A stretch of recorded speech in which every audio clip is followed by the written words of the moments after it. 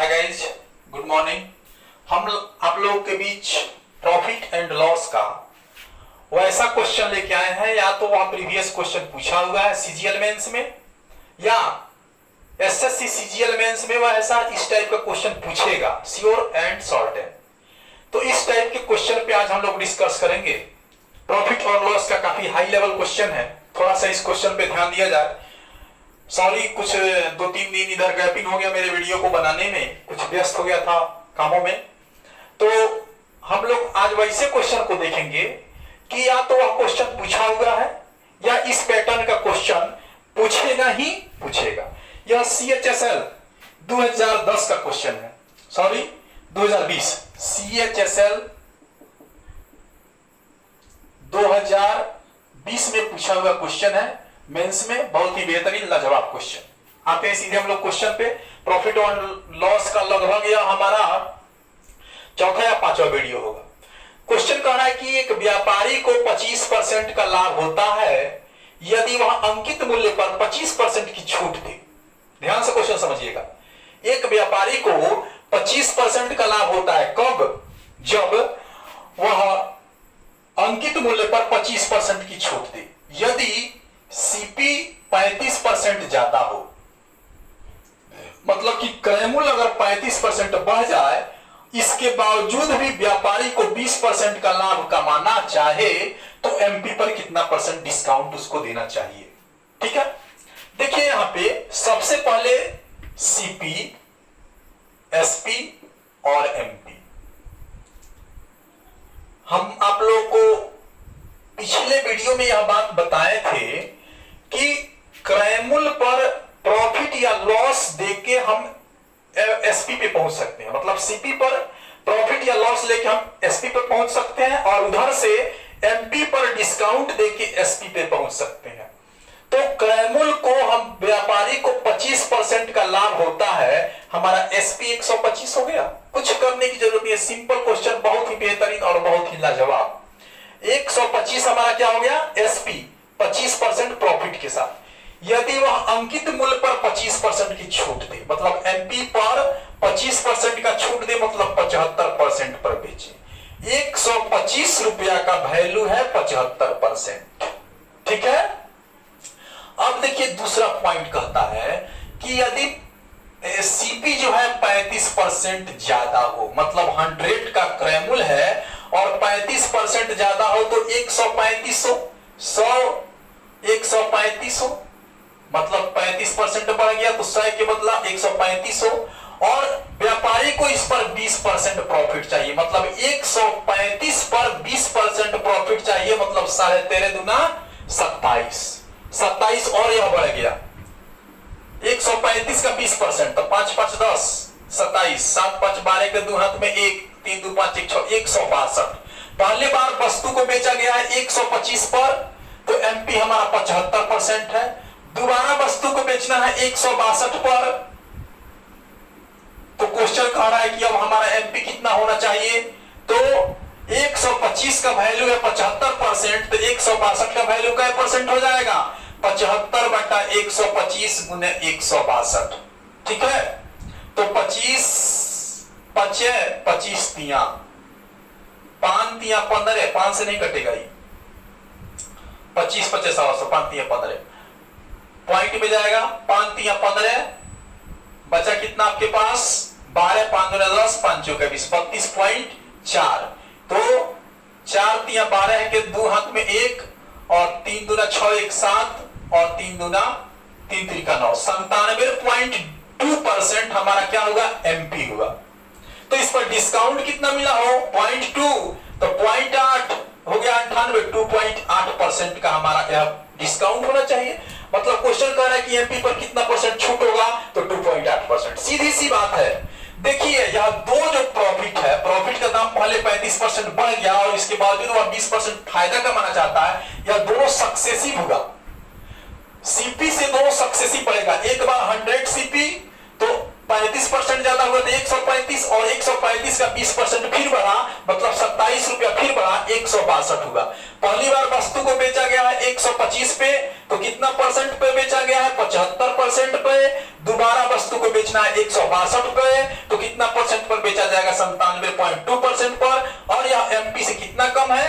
हम मतलब एमपी हम 100 माने हैं तो 100 से कम परसेंट कम है, 2.8%। बहुत ही बेहतरीन और चिटकियों में बनने वाला क्वेश्चन, लाजवाब क्वेश्चन।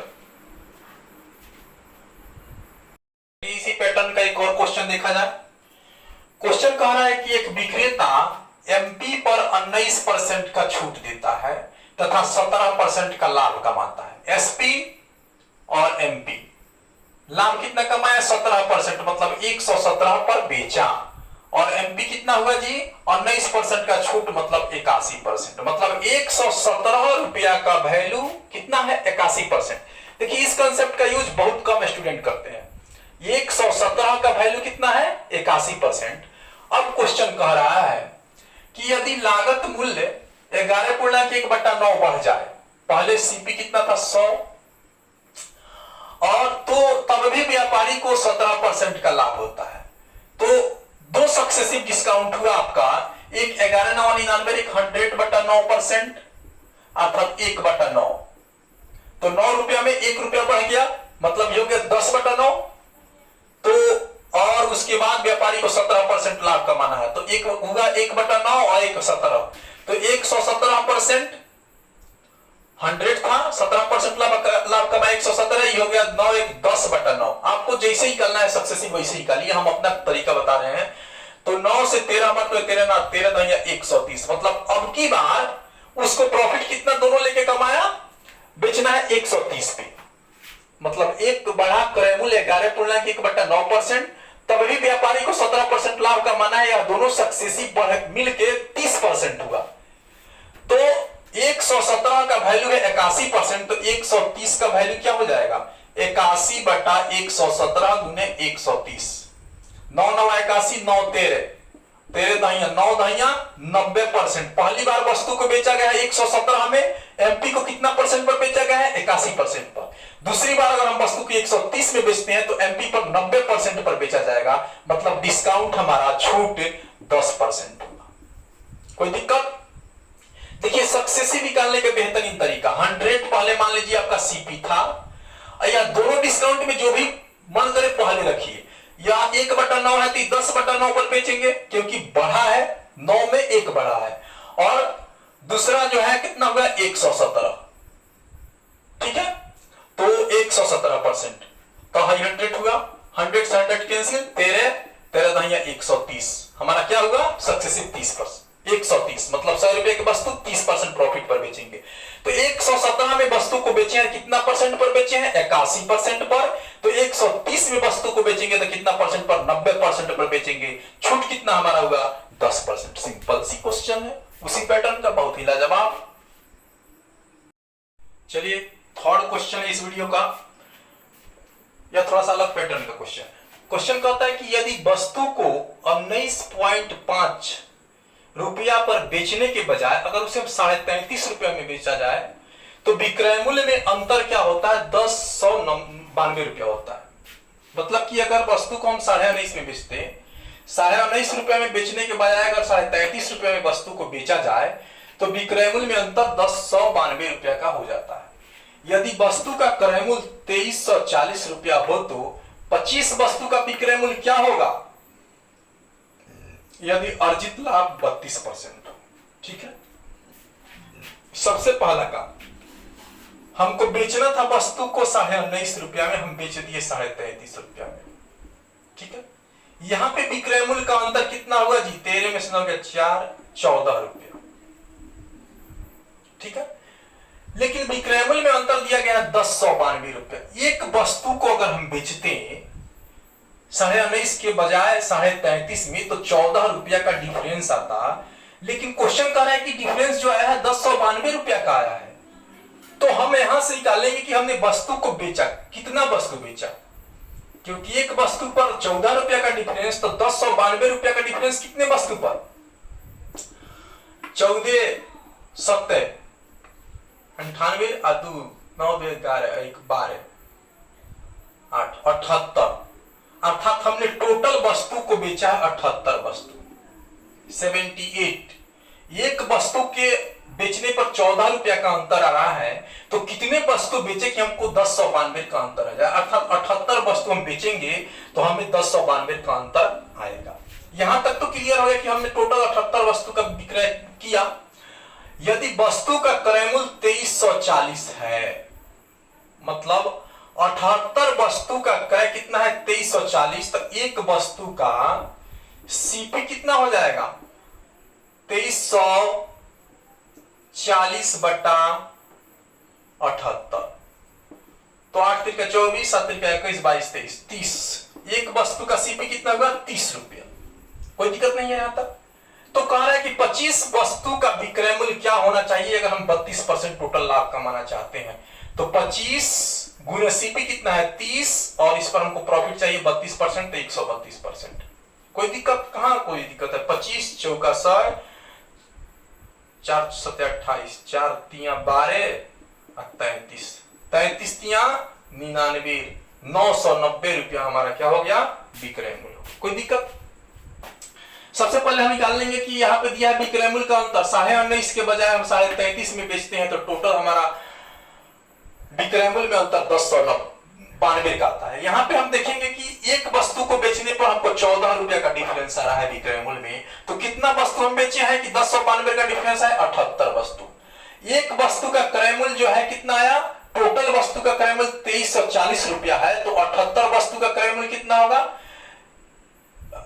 एक वस्तु का क्रय मूल्य क्या होगा, टोटल वस्तु 2340 में बेचा गया है, तो 78 वस्तु बेचा गया है 2340 में, तो एक वस्तु का क्रय मूल्य 30 रुपया हो गया। और 25 वस्तु हमको बेचना है 30 के भाव से, और हमको लाभ कमाना है 32%, तो 132%, और कितना हम कमाएंगे टोटल 990 रुपए। बहुत ही बेहतरीन क्वेश्चन, बढ़िया क्वेश्चन है। एक और देखते हैं। एक व्यक्ति ने किसी कीमत पर 40 वस्तुएं खरीदी, उसने कुछ वस्तुएं 30% लाभ पर बेचा, जो 26 वस्तुओं के क्रय मूल्य के बराबर मूल्य पर बेचा गया। क्वेश्चन को यहीं पे ध्यान से समझिए आप। एक व्यक्ति ने किसी कीमत पर 40 वस्तु खरीदी, उसने कुछ वस्तुएं 30% लाभ पर, जो 26 वस्तुओं के क्रय मूल्य के बराबर बेच दिया, शेष को 18% लाभ पर बेचा। कुल लाभ बताइए। ध्यान से देखिए, क्वेश्चन को पहले समझिए।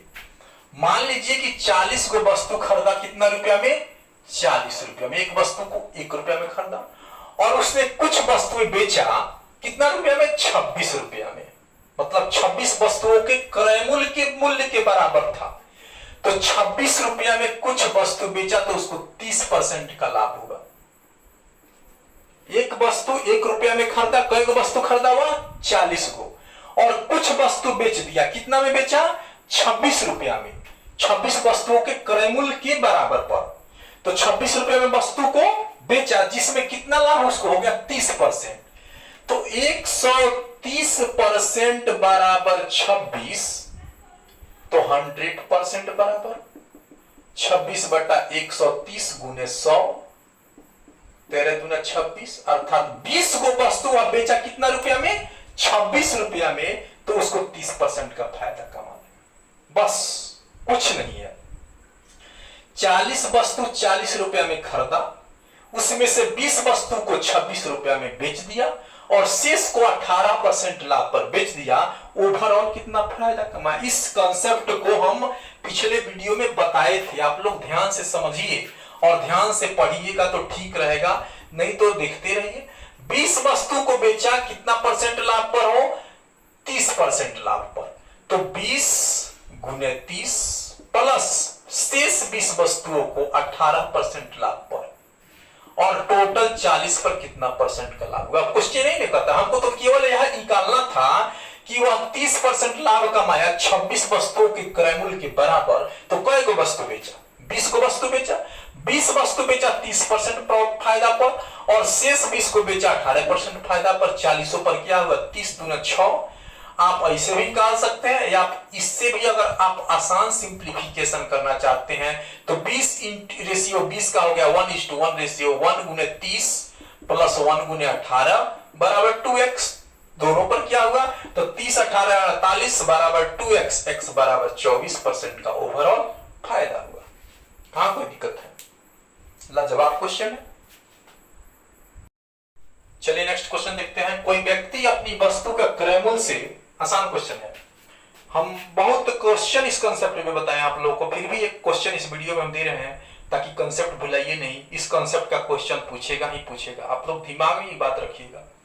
कोई विक्रेता अपनी वस्तु पर क्रय मूल्य से 40% अधिक मूल्य अंकित करता है, वह 60% वस्तु को 10% की छूट पर तथा शेष वस्तु को 50% की छूट पर बेचता है, तो कुल लाभ या हानि प्रतिशत बताइए। देखिए पहले 60% बेच दिया, पहले हम रेशियो निकालेंगे तो 40% पे, मतलब 60% वस्तु बेचा है 10% की छूट पे और 40% वस्तु बेचा है 50% की छूट पे, तो 3:2 का रेशियो हो गया। मतलब 3 गो वस्तु बेचा है वह 10% की छूट पे और 2 गो वस्तु बेचा है 50% की छूट पे, तो पांचों वस्तु मिला के क्या होगा, तो 3 गुने 140 दाम अंकित किया और 10% का डिस्काउंट दिया, मतलब 140 को 90% पर बेचा। कितना में, 126 में बेचा, अर्थात 26% फायदा हुआ उसको, 26% प्रॉफिट हुआ। 3 वस्तु को बेचा 26% का फायदा पर, ठीक है। और 2 वस्तु बेचा हुआ 50% छूट पे, मतलब 140 एमपी है उस पे 50% डिस्काउंट, मतलब 70 रुपया डिस्काउंट हुआ दे दे, तो 140 में से 70 गया, कितना बचा, 140 और 30 70 बचा, मतलब 30% लॉस हो गया उसको। मतलब 2 वस्तु 30% लॉस पे बेचा, 5 पर क्या होगा, इस कंसेप्ट को दिमाग में रखिए। 6 3 18 का 18 में 1 3 78 माइनस 60 बराबर 5x, 18x बराबर 18/5, 5 3 15, 5 36, मतलब 3.5% का क्या होगा, लाभ होगा। कोई दिक्कत?